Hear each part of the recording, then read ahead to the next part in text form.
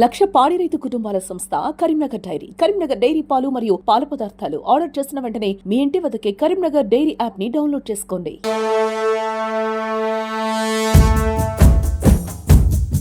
ప్రతి ఒక్క గ్రామానికి వాటర్ ట్యాంక్ కట్టించి ఇంటింటికి నల్లాలు పిడి చేపించింది నేనే. అప్పుడు వార్డు మెంబర్ ఉంటే మీరు కని విని ఎరగని రీతిలో నేను తప్పకుండా ప్రమాణ పూర్తిగా నేను గ్రామ పంచాయతీ డెవలప్ చేయడానికి సిద్ధంగా ఉన్నా.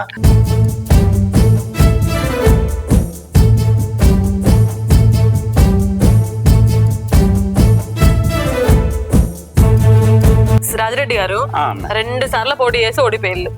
మళ్ళీ ఇప్పుడు ఎందుకు పోటీ చేస్తున్నారు సార్?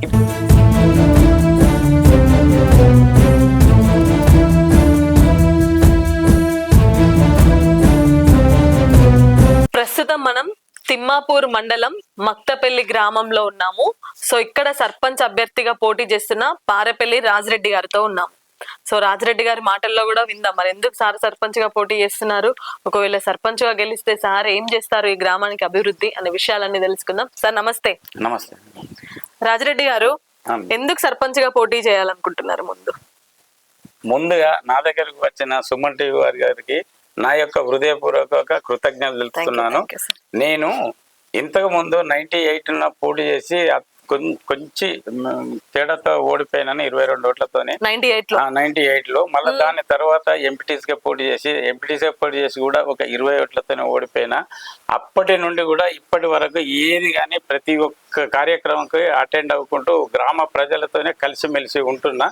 ఇప్పుడు నాకు ఒకటి జనరల్ అవకాశం వచ్చింది కాబట్టి అందరినీ కోరుకొని నేను మొన్న నామినేషన్ వేయడం జరిగింది జనరల్ సీట్లో.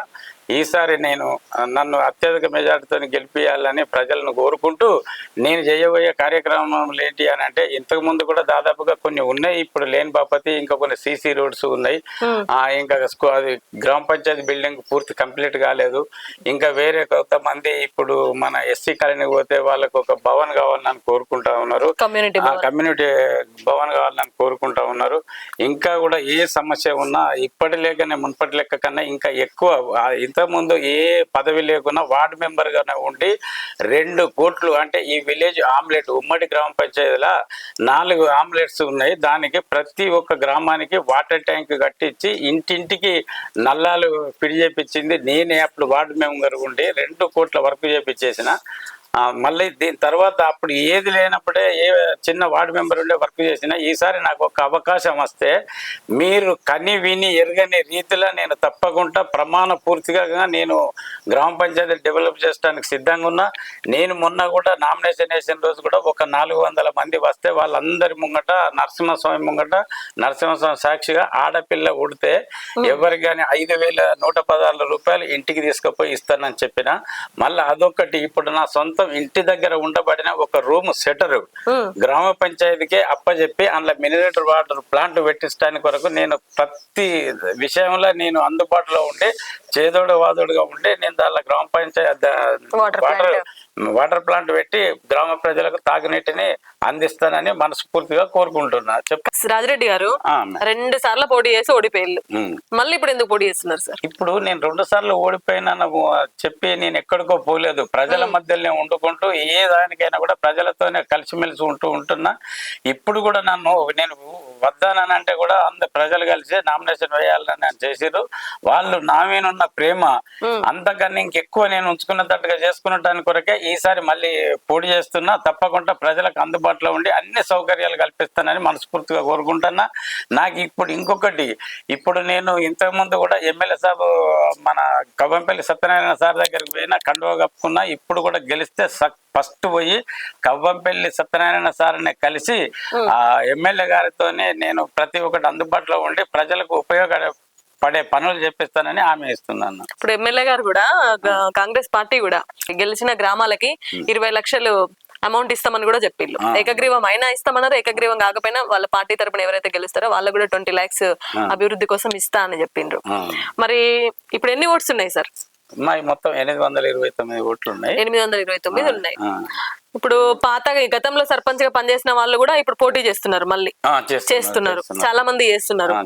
మరి ఇప్పుడు సర్పంచ్ ఎలక్షన్స్ అంటేనే డబ్బులు విచ్చలవిడిగా ఖర్చు పెడతారు. మరి మీరు ఎంత వంచుతున్నారు సార్? మేము అంత వంచుడేం అవసరం లేదు. నాకు అభిమానంతోనే ఉన్నారు జనం, అభిమానం నాకు సరిపోతుంది. నాకు డబ్బులు వంచే అంత అవసరం ఏమి ఉండదు మేడం. అభిమానంతోనే అభిమానంతోనే అందరు ప్రజలకు అందరికి తెలుసు నా గుణం ఏంది, నా కథ ఏంది అనేది మొత్తం తెలుసు. వాళ్ళు ప్రజలే అభిమానంతోనే నన్ను గెలిపించుకుంటారు. మరి ఎలా ఉంది సార్ ఇప్పుడు ప్రచారానికి వెళ్తే ప్రజల స్పందన ఎట్లుంది? ప్రస్తుతానికైతే అంత చాలా బాగున్నది. మీరు రేపు చూడండి, రేపు 14th నాడు సాయంత్రం వరకే చూడండి, మీకే తెలిసిపోతుంది. ఇప్పుడు నేను ఏమన్నా గొప్పలు చెప్పుకున్నా నాకు అవసరం లేదు. నాకు అభిమానం, వాళ్ళ అభిమానం చూస్తే ఈ రోజు కూడా పోయి వచ్చేసేసిన, మొన్న కూడా పోయి వచ్చేసిన, నిన్న తిరుగుతా ఉన్నా, ఇవాళ ఇంటింటికి తిరిగి నా ఓటు గుర్తు చెప్పుకోవడానికి ఇంటింటికి తిరిగి వచ్చిన మేడం. చాలా బాగున్నది. ఆడవాళ్ళ దగ్గర కానీ మగవాళ్ళ దగ్గర కానీ అందరి దగ్గర, పెద్దలు చిన్నలు అందరి దగ్గర బాగా గుర్తింపున్నది. నన్ను గౌరవిస్తారు. నన్ను తప్పకుండా అత్యధిక మెజారిటీతో గెలిపిస్తారని నేనైతే కోరుకుంటున్నా madam. Great great. Bus Rajireddy గారు, ఇంకా గెలిస్తే ఏం చేయాలనుకుంటున్నారు? గెలిస్తే మేడం ఇంకొకటి, ఇప్పుడు విలేజ్ లో ఇప్పుడు నేను ఓటు కొరకు పోతే కొంతమందికి పెన్షన్స్ లేవు, తప్పకుండా వాళ్ళకి పెన్షన్లు శాంక్షన్ చేపియాలని ఎమ్మెల్యే సభను పట్టుకొని చేపిచ్చేస్తా. ఇంకా కొంతమందికి ఇండ్లు ఇప్పుడు ఇచ్చిండ్రు, ఇంకా కూడా కొంచెం ఇందిరమ్మ ఇండ్లు ఇచ్చిండ్రు, ఇంకా కూడా కొన్ని తక్కువ పడ్డాయి. తప్పకుండా నేను ఎమ్మెల్యే గారితో కలిసి అన్ని విధాల వాళ్ళకు వృద్ధులకు క్యాంపు పెట్టిస్తా, హెల్త్ క్యాంప్ పెట్టిస్తా. మరి వీళ్ళకి సార్ యువకులు ఉన్నారు చాలా మంది, జాబ్స్ గానీ అట్లాంటి వాళ్ళకి ఏం చేయాలనుకుంటున్నారు మీరు? జాబ్ మేళాలు పెట్టిస్తా అని చెప్పండి. జాబ్ మేళాలు పెట్టిస్తా, ఏది కానీ ఎమ్మెల్యే సభ అండదండలతోనే పెట్టిపిస్తా, మాట్లాడతా చేస్తా.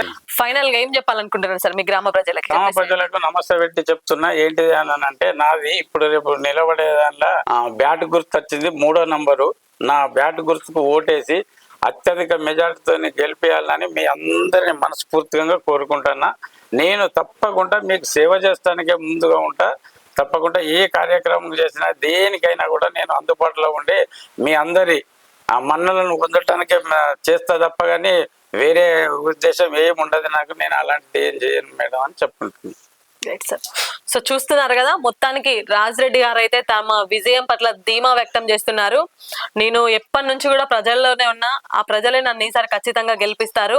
ఎమ్మెల్యే గారితో అనుబంధంగా ఉండి నిధులు తీసుకొచ్చి గ్రామాన్ని చాలా అభివృద్ధి చేస్తా. అదే విధంగా ఏ ఆడపిల్ల పుట్టిన గ్రామంలో ఎవరికి పుట్టినా కూడా 5,016 వాళ్ళకి ఫిక్స్డ్ డిపాజిట్ చేస్తా.